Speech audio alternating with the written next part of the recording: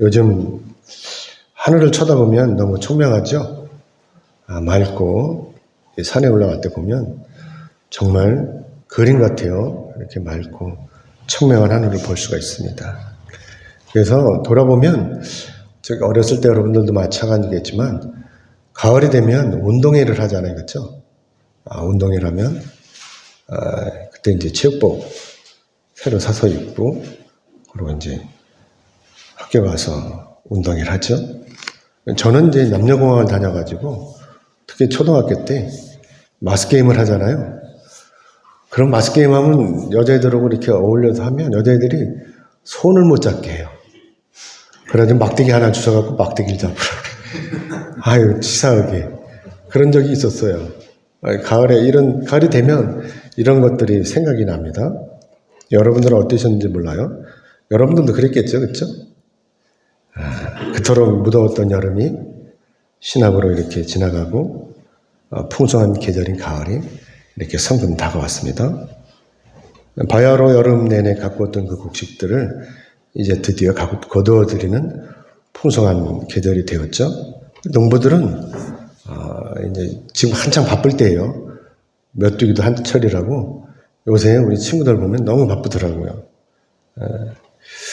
자, 아무튼 여러분들 이런 청명한 가을을 하늘 보면서 무슨 생각이 드세요? 하늘은 참으로 맑고 깨끗하다 라고 하는 이 생각만 드십니까? 아니면 풍성한 계절인 가을을 허락하신 하나님 앞에 찬송을 드리자 라고 하는 이 영적인 생각을 하십니까? 만약에 여러분이 이 우주 만물의 모든 것, 특히 풍성한 이 가을이 다 하나님의 작품이다 라고 하는 것을 깨달으셨다면, 그래서 전능하신 우리 하나님 앞에 감사 찬송을 드리셨다면, 그러면 여러분은 바로 진정한 하나님의 자녀이고 또한 진정한 그리스도인이시다라고 하는 것입니다. 여러분, 세계 최초의 우주 비행사가 누군지 아십니까? 이 사람은 구소련의 유리 가가린이라고 하는 사람이에요. 근데 이 유리 가가린이 우주 여행을 하고 와서 이렇게 말을 했다고 합니다. 내가 아무리 우주를 살펴봐도 거기에는 신은 없었다. 이렇게 얘기했다는 것이죠. 이 사람은 하나님이 창조하신 광활한 아름다운 우주를 보고도 정녕 하나님의 그 위대하심을 보지 못하고 하나님의 존재를 인식하지 못했다고 하는 것입니다. 왜일까요? 하나님을 믿지 않기 때문에 그런 것입니다. 얼마나 어리석은 거예요. 불쌍한 것입니다. 하지만 가가린보다는 좀 나중에 우주 여행을 다녀온 사람이 있어요. 이 사람은 바로 미국의 우주비행사 존 글린이라고 하는 사람입니다. 이 사람은 우주여행을 다녀와서 이렇게 말을 했대요. 내가 보니 우주는 하나님의 영광으로 가득 차 있다 라고 하는 것을 고백했다고 합니다. 시각이 틀린 거예요.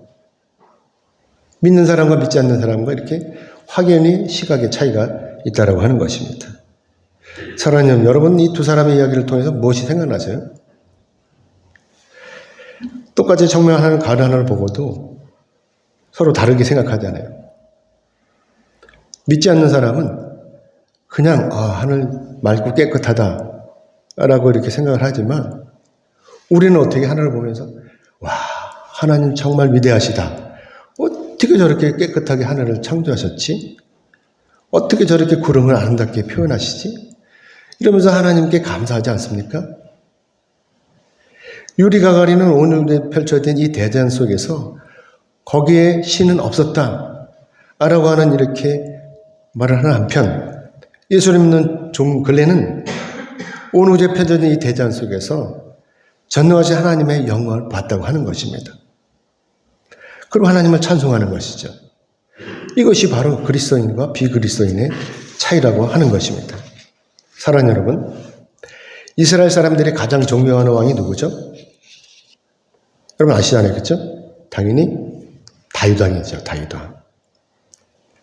자, 그럼 다윗은 이 전능하신 하나님께서 창조하신 이 대자연을 보면서 어떤 느낌이었을까요? 그래서 우리가 오늘 본문 시편 19편 이 말씀을 통해서 그것을 알아보려고 하는 거예요. 다윗은 아름다운 이 하늘을 보면서 하나님을 향한 자신의 감정을 두 개의 부분으로 나누어서 찬송하고 있는 것입니다. 이 먼저 첫 번째 부분은 뭐냐면 1절에서 6절의 말씀이에요. 이 1절에서 6절의 말씀은 하늘에 나타나신 창조주 하나님의 능력을 찬송하고 있다라고 하는 것입니다. 그리고 이 둘째 부분은 7절에서 마지막 절 14절까지 말씀인데 이것은 뭐냐면 율법에 대한 이야기죠. 하나님께서 우리에게 주신 율법과 이 율법의 완전성 그리고 고귀함 그리고 이 율법이 우리 인생에 미치는 유익에 대해서 찬송하고 있다라고 하는 것입니다. 그래서 이 첫 번째 부분 자연을 통해서 우리에게 하나님을 인식하도록 하신 이 첫 번째가 뭐냐? 바로 일반 계시라고 하는 것입니다. 이 일반 계시의 뜻이 바로 이 하나님께서 자연을 통해서 우주 삼라만상을 통해서 하나님의 계심을 나타내고 있다라고 하는 것이죠. 그래서 이 우리로 하여금 이 우주에 펼쳐진 이 삼라만상의 이 조화를 보면서 창조주이신 하나님을 알게 하셨다라고 하는 것이 일반 계시라고 하는 것입니다. 믿지 않는 사람이나 믿는 사람들은 다 똑같이 보여주셨어요. 근데 인식하고 인식하지 않는 차이가 있다라고 하는 것이죠. 자, 그러면 여러분은 이 풍성한 가을 하늘을 보면서 하나님 생각나셨어요? 이때 하나님을 생각하셨다면 여러분 진짜 예수형이라고 하는 것이죠. 그래서 오늘 보면 1절의 말씀을 같이 보겠습니다. 1절 같이 읽겠습니다. 시작. 하늘이 하나님의 영광을 선포하고 궁창이 그의 손으로 하신 일을 나타내는도다. 아멘. 그래서 다윗이 모든 삼라만상이 다 하나님의 작품을 이렇게 고백하고 있다는 것이죠. 그리고 하나님을 찬송하는 거예요. 물론 여기서 하늘의 궁창, 궁창은 같은 의미의 단어이지만 하늘과 이 궁창, 이 같은 의미의 단어라고 하는 것이죠. 그저 오늘날 우리가 이것을 나눈다면 단어로 이렇게 표현해서 구분하자면 오늘 보면 2절의 말씀을 보면 잘 알 수가 있죠. 그래서 보면 2절의 말씀을 근거해가지고 하늘은 낮의 하늘이고 궁창은 밤의 하늘이다 라고 하는 것을 우리가 볼 수가 있는데 그렇기 때문에 다윗이 여기서 하늘이 낮과 밤의 모든 상황을 통해서 계속해서 하나님의 영광을 나타내고 있다는 것을 이렇게 시적으로 표현하고 있다고 하는 것입니다. 사랑하는 여러분, 요즘같이 청명한 가을 하늘이면 가을 하늘이 얼마나 아름다워요? 그리고 또 깜깜한 밤이 되면 또 얼마나 아름답냐 하는 것이죠. 지금이야 불빛이 많으니까 별들을 우리가 잘 볼 수가 없어요. 그렇지만 지금도 저 충청도 가면 태안이나 이 바닷가 가면요.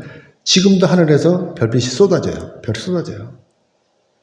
우리 어렸을 때 보면 밤하늘에 별이 쏟아졌잖아요. 그렇죠? 멍석 깔고 누워서 옥수수 뜯어 먹으면서 그 별을 셌잖아요. 얼마나 낭만적입니까? 달이 뜨면 달이 뜨는 대로 또 달이 없으면 달이 없는 대로 별빛이 장관을 이룬다고 하는 것입니다. 밤만 되면. 거기다 귀뚜라미가 오는 고적한 밤이면 또 어떻습니까? 저절로 콧노래가 나오지 않습니까? 그래서 다윗이 오늘 본문 2절의 말씀에서 이렇게 고백하고 있는 것입니다. 2절 같이 읽어볼까요? 같이 읽겠습니다. 시작. 날은 날에게 말하고 밤은 밤에게 지식을 전하리니. 아멘. 얼마나 시적인 표현이에요. 얼마나 아름다운 표현입니까? 여기서 지식은 바로 하나님에 대한 지식을 말하는 것입니다. 하늘의 옛날 모습 그대로 오늘까지 이어져 올 뿐만이 아니라 전능하신 하나님에 대한 지식이 오늘날 우리에게도 그대로 전해지고 있다라고 하는 것이죠. 아버지에게 보여준 그 하늘이 아버지의 그 아버지 또 그 아버지의 그 아버지에게 보여줬던 것처럼 오늘 나에게 보여준 저 하늘이 내 아들의 아들 또 그리고 그 아들의 아들까지도 계속해서 보여줄 거라고 하는 것입니다. 이것이 바로 크로노스라고 하는 것이죠. 이것이 바로 우리 인생의 역사라고 하는 것입니다. 그러므로 우리가 오늘 파란 가을 하늘을 쳐다보면서 묵상할 때 또 깜깜한 밤하늘의 별을 쳐다보면서 묵상할 때 이때 전능하신 하나님에 대한 지식의 실마리를 붙들게 된다라고 하는 것입니다. 그냥 감정이 없는 사람들은 몰라요. 믿지 않는 사람들은 절대로 알 수가 없는 것입니다. 그렇지만 우리 믿는 사람들은요, 귀뚜라미 소리 하나를 들어도 하나님의 창조물이다. 별이 쏟아지는 그 하늘을, 밤하늘을 쳐다보면서도 하나님께서 이렇게 창조하셨구나 라고 하는 것을 느낀다라고 하는 것입니다. 그래서 하나님을 알게 된다라고 하는 것이죠. 그러니 오늘 이 다윗의 이 시가 얼마나 풍성하고 아름답냐고 하는 것입니다. 과거의 다윗이 현재 우리와 똑같은 저 파란 하늘을 쳐다보면서 이렇게 묵상으로 남들은 그냥 넘어갈 저 파란 하늘의 이 아름다움 속에서 전능하신 하나님의 임재와 무한하신 하나님의 능력을 느끼고 있다라고 하는 것입니다. 그래서 오늘 본문 3절로 4절의 말씀을 같이 보겠습니다. 3절 4절입니다. 같이 읽겠습니다. 시작. 언어도 없고 말씀도 없으며 들리는 소리도 없으나 그의 소리가 온 땅에 통하고 그의 말씀이 세상 끝까지 이르도다. 하나님이 해를 위하여 하늘에 장막을 베푸셨도다. 아멘. 다윗은 여기서 하나님께서 직접 명령하시지는 않지만 결국은 뭐예요? 하나님의 말씀이 이 세상 끝까지 이르러서 모든 만물을 움직이고 계신다라고 하는 것입니다. 그리고 또 하나님의 해를 위해서 하늘에 장막을 베푸셨다 라고 이렇게 이야기를 하는데, 자, 그러면 다윗이 이렇게 말하는 이 해의 장막이 과연 무엇이냐고 하는 것입니다. 해에도 집이 있어요? 참 멋진 표현 아닙니까? 해에도 집이 있다라고 하는 것이죠. 그러면 저 붉은 태양이 머물 집이 꼭 필요한 것입니까? 그것이 어디입니까? 다윗이 이 표현이 참으로 기발한 표현이라고 하는 것이죠. 다윗은 여기서 해가 낮 동안 땅을 비추기 위해서 기온을 다 써버렸으니까 이제 소사로로 넘어가서 쉬는 것처럼 이렇게 해를 의인화했다고 하는 것입니다. 아시다시피 하나님께서 창조하신 해는 하나님의 명령에 따라서 움직이는 거예요. 저절로 가는 것 같죠? 하나님이 계획하신 대로 하나님의 섭리에 따라서 해가 움직이고 있다고 하는 것입니다. 오늘 과학적으로 우리가 아는 이 지구는요, 자전을 해요. 돌죠? 지구가 돌잖아요? 그렇죠? 그래서 이 지구가 이 자전을 하는데 태양을 향해서 한 바퀴를 돌아요. 그렇죠? 이 몇 시간 걸리는 거 한 바퀴 도는데 24시간이 걸리잖아요. 그렇죠? 해를 향해서 도는 거예요. 이렇게. 그렇죠? 그러면서 계속 도는 것입니다. 그래서 우리를 비추던 이 해는요, 12시간이 지나면 지구 반대편으로 가는 거예요. 그러고 나서 어둠과 함께 달이 우리 눈에 보이는 거잖아요. 이것이 바로 낮과 밤의 순환이라고 하는 것입니다. 이런 순환 과정은요, 창조 이래 수만 년을 되풀이해서 이어져 온 것입니다. 그리고 앞으로도 종말이 오기 전까지 계속해서 이것이 반복이 될 것입니다. 다시 이런 사실을 이렇게 시적으로 표현한 거예요. 그래서 해가 드디어 하나님께서 장만해 주신 장막 안으로 쏙 들어갔다고 하는 것이죠. 해는 분명히 우리의 삶을 위한 하나님의 창조물인 것입니다. 해가 있어야 우리 삶이 이어지고 오국백과가 다 무르익는 것이 아닙니까? 그래서 다윗이 해에 대해서 이렇게 노래하고 있는 거예요. 오늘 보면 5절로 6절의 말씀 같이 읽겠습니다. 시작. 해는 그 신방에서 나오는 신랑과 같고 그의 길을 달리는 기뻐하는 장사 같아서 하늘 이 끝에서 나와서 하늘 저 끝까지 운행하며 그의 열기에서 피할 자가 없도다. 아멘. 이처럼 다윗은 해를 하나님의 피조물로 생각하고 일출을 보면서 신방에서 나오는 신랑이라고 이렇게 표현하고 있는 것입니다. 다윗이 해를 밤새도록 신방에 들어갔다가 새벽녘에 어둠을 뚫고 해맑은 얼굴로 활기차게 내미는 새 신랑의 모습으로 보고 있는 것입니다. 그리고 낮 동안 이 땅에 거주하는 모든 피조물은 이 해의 온기로부터 숨을 자가 아무도 없다는 것이죠. 땅 속에 있는 지렁이도 해가 있어야 사는 거예요. 뱀들도요, 요새 산에 가려고 하면 뱀들도 여름에 장마통에 산에 오는 뱀들이 자꾸 나와요. 왜 그러냐면 축축하니까 이 바람도 세고 햇빛도 쐬려고 나오는 것입니다. 이 뱀들도 다 숨어 사는 것 같지만 뱀들도 다 햇빛이 필요하다고 하는 것입니다. 땅 속에 있는 식물, 동물들도 다 필요한 것이죠. 여름에 따가운 햇빛이 없다면 오국보이가가 어떻게 되겠어요? 또 장마통에 해가 없다면 해가 없이 몇 날을 지나보세요. 빨래는 어떻게 해요? 우리 집에서 제가 빨래를 하니까 잘 알아요. 빨래를 못하면 꿉꿉해요. 곰팡이 냄새가 나고, 그렇죠? 살 수가 없을 거예요. 그래서 다윗이 하나님의 창조물인 이 해를 보고 하나님을 찬송하고 있는 것입니다. 하지만 이방인들은 어때요? 이방인들은 해를 어떻게 생각해요? 해를 신으로 생각하고 있다는 것입니다. 하나님께서 만드신 이 피조물을 우상으로 섬기고 있는 거예요. 그래서 로마서 1장 20절에서 23절 같이 보겠습니다. 넘겨주세요. 로마서 1장 20절로 30절의 말씀 같이 보겠습니다. 같이 읽겠습니다. 시작. 창세로부터 그의 보이지 아니하는 것들 곧 그의 영원하신 능력과 신성이 그가 만드신 만물에 분명히 알려졌나니 그러므로 그들이 핑계하지 못할지니라. 하나님을 알되 하나님을 영화롭게도 아니하며 감사하지도 아니하고 오히려 그 생각이 허망해지며 미련한 마음이 어두워졌던 저는나니 스스로 지혜 있다 하나 어리석게 되어 썩어지지 아니하는 하나님의 영광을 썩어질 사람과 새와 짐승과 기어다니는 동물 모양의 우상으로 바꾸었느니라. 아멘. 이 이방인들은요, 하나님을 믿지 않는 사람들은 피조물, 하나님이 만든 피조물을 가지고 우상을 만들어서 섬기고 있는 거예요. 신이라고. 우리는 우주 만물을 보면서 하나님의 임재를 느끼고 하나님을 찬송하는데 이방인들은 이렇게 하나님의 피조물로 우상을 만들어가지고 신으로 섬기고 있는 거예요. 참으로 어리석죠? 그래서 하나님을 믿지 않고 우상을 숭배하는 사람들이 어떻게 돼요? 나중에 종래는 다 지옥으로 떨어지는 것입니다. 엉뚱한 걸 섬기니까. 하나님만 믿으면 되는데 엉뚱한 걸 섬기는 게 다 지옥으로 가는 것입니다. 그러므로 바라옵기는 여러분 모두는 우주에 펼쳐진 이 삼란만상을 보시면서 전지전능하신 이 하나님을 찬송하시기를 주님의 이름으로 축복합니다. 아멘. 자, 그리고 둘째 부분은요. 우리가 이거 둘째 부분은 뭐라고 하냐면 특별계시라고 해요. 특별계시. 특별계시 뭐냐면 오늘 저와 여러분이 이 땅에 살아가는 동안 하나님의 자녀로 바르게 살도록 하나님께서 우리에게 뭘 주셨죠? 율법을 주셨잖아요.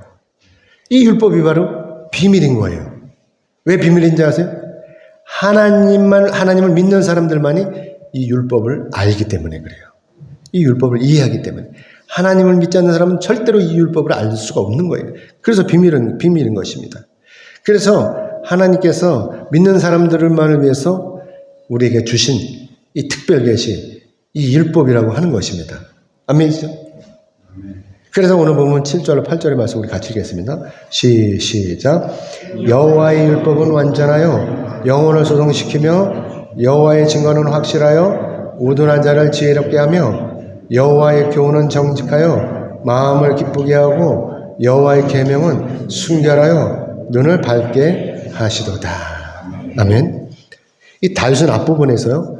우주의 창조자의 심을 나타내는 이름을 엘이라는 이 하나님을 찬송했어요.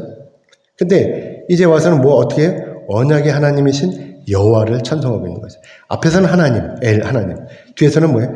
여호와 하나님을 찬송하고 있다고 하는 것입니다. 이것은 바로 언약 백성들과 하나님과의 관계를 규정하는 이 율법에 대한 것이고, 그래서 다윗이 여호와라고 하는 이 칭호를 사용하면서 오늘 네 가지로 구분해서 하나님을 찬송하고 있다고 하는 것이죠.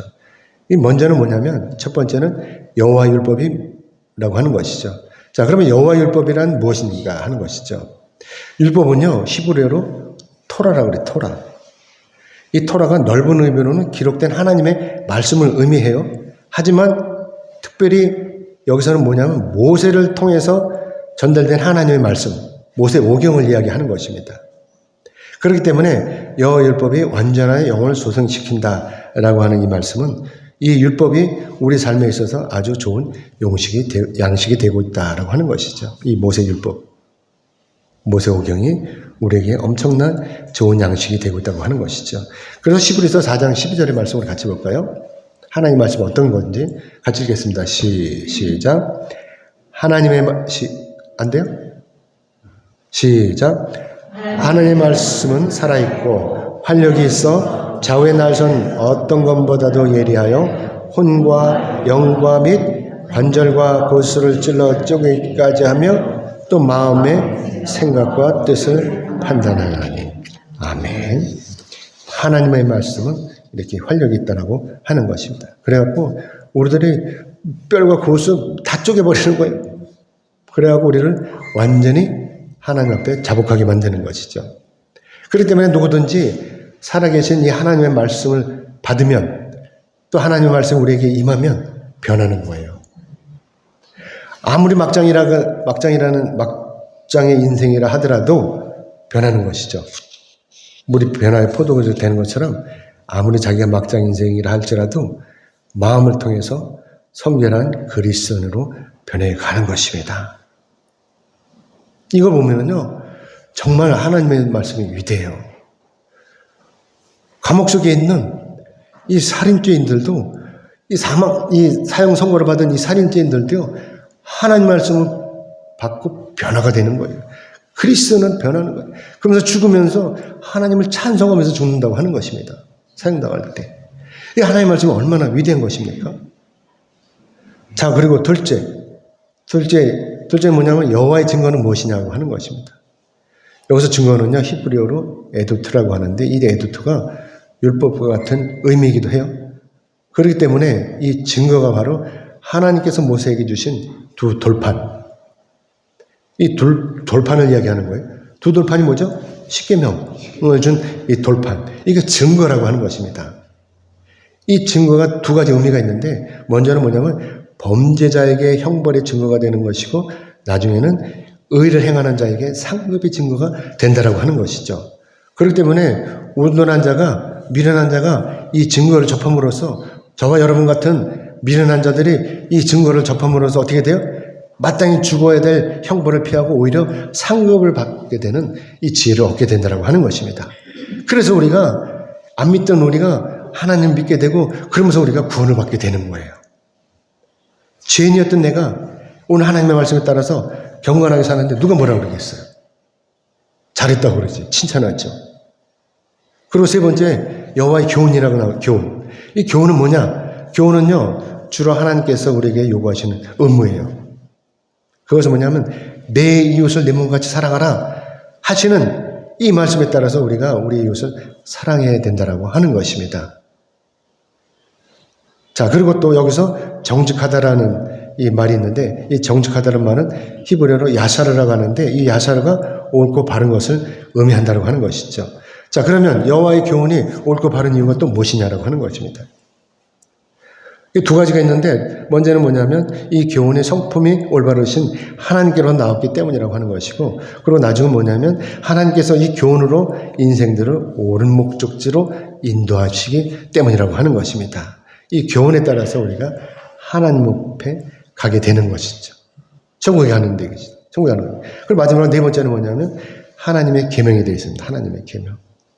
계명은 히브리어로 미츠와라 그러는데 이 미츠와는 십계명에 적용되고 있는 것이죠. 그래서 하나님께서 이 계명 외에 다른 것으로는 우리가 참된 진리를 이해할 수도 없고 나아가서 선악을 분별할 수도 없다라고 하는 것입니다. 십계명을 여러분들이 잘 보면은 이 계명을 벗어나면은 우리가 죄를 짓는 거예요. 그렇기 때문에 이 계명 안에 있으면 우리가 하나님과 가까워질 수 있고 죄 짓는 것을 면할 수가 있다라고 하는 것이죠. 그래서 이 계명이 우리 영적인 지식을 밝혀주는 유일한 등불이다라고 하는 것입니다. 그래서 잠언 6장 23절의 말씀 같이 보겠습니다. 넘겨주세요. 잠언 6장 23절 말씀 같이 보겠습니다. 시작. 대저 명령은 등불이요 법은 빛이요 훈계의 책망은 곧 생명의 길이라. 아멘. 그래서 오늘 본문 9절로 10절의 말씀을 같이 보겠습니다. 9절 10절 같이 시작. 여호와를 경외하는 도는 정결하여 영혼까지 이르고 여호와의 법도 진실하여 다 의로우니 곧 많은 순금보다 더 소모할 것은 꿀과 성의꿀보다 더 달도다. 아멘. 여기서 정결하다는 말은 불순물이 전혀 섞여 있지 않는 100%의 순수한 것을 말하는 것입니다. 아시다시피 순수하지 못한 것은 절대로 오래가지 못하고 변하기 쉬워요. 우리가 정수기 물을 컵에 따라서 이렇게 담아놓으면 얼마나 갈까요? 꽤 오래 갈 거예요. 그렇죠? 제가 시험해보지는 않았는데, 하지만 이 물에 우리 교회 앞에 있는 개울물을 떠가다가 넣으면 어떻게 될까요? 금방 녹조가 생길 거예요. 물에 불순물이 있으면 이렇게 금방 부패하고 썩는 것입니다. 이처럼 누군가의 이 불순한 거짓말은요, 우리를 피폐하게 만들고 있어요. 오늘 정치를 보면 너무나 잘 알죠? 이 거짓말이 얼마나 난무하고 있습니까? 이 거짓말 때문에 사람들이 얼마나 지금 힘들고 있습니까? 하지만 전지전능하신 하나님 말씀 어때요? 하나님의 말씀은 우리의 삶을 살리는 거예요. 그리고 영원히 변함없이 우리를 세우고 있는 것입니다. 그래서 이사야 40장 8절의 말씀 보면, 넘겨주세요. 보면 같이 읽겠습니다. 시작. 풀은 마르고 꽃은 시드나 우리 하나님의 말씀은 영원히 서리라 하라. 아멘. 풀은 마르고 꽃은 시들지만 하나님의 말씀은 영원히 서 있는 것입니다. 그래서 우리가 오늘 하나님의 말씀을 믿고 의지하는 것이고, 그래서 다윗이 하나님의 말씀에 대해서 정금보다 더 사모하고 꿀과 송이꿀보다 더 달다라고 이렇게 고백하고 있는 것입니다. 아시다시피 오늘날에도요, 99.9%의 순금은 얼마나 비싸요? 지난번에 한 35만 원 정도 간다 그러는데 엄청 비싸겠죠? 또 벌꿀은 또 얼마나 달아요?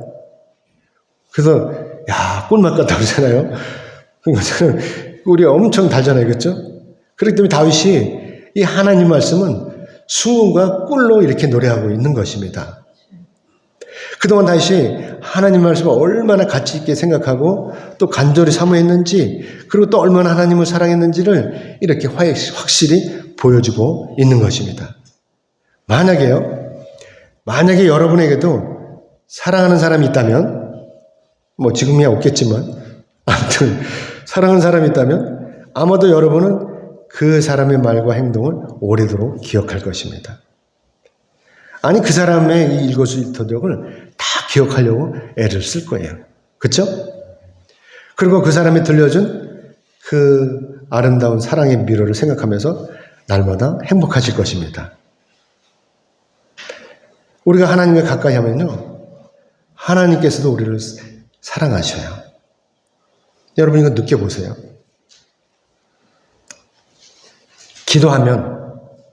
여러분이 기도하면 하나님이 여러분에게 놀라운 은혜 베풀어 주세요.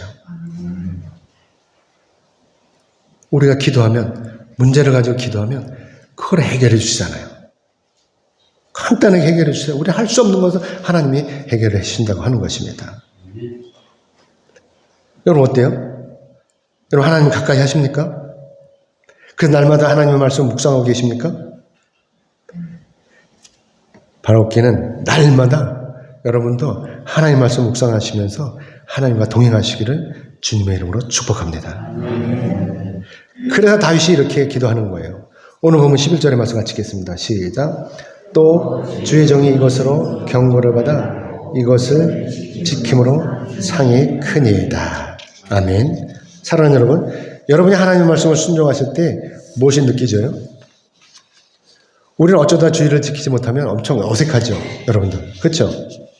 잘 나오다가 어쩌다가 주의를 못 지킨다 그러면 엄청 어색하고 불안할 것입니다. 하지만 이렇게 주의를 맞아서 정성스럽게 예물을 준비하고 하나님 앞에 나와서 이렇게 성실히 예배를 드리고 나면 이때 우리 마음은 어때요?